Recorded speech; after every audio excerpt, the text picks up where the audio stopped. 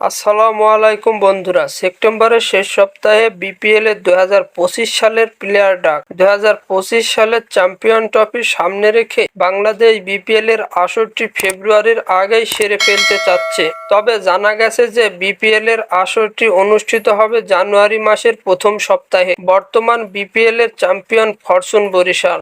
এর আগেও তারা দেশের বাইরের নামিদামি ক্রিকেটারদের দলে এনে 2025 সালের বিপিএলটি জাঁকজমকভাবেই পালন করতে চেয়েছিল, যাদের হাত দিয়ে 2024 সালের বিপিএল এর ফরচুন বরিশাল চ্যাম্পিয়ন হয়েছিল। ঠিক তাদের উপরে আস্থা রাখতে চাচ্ছে বরিশাল।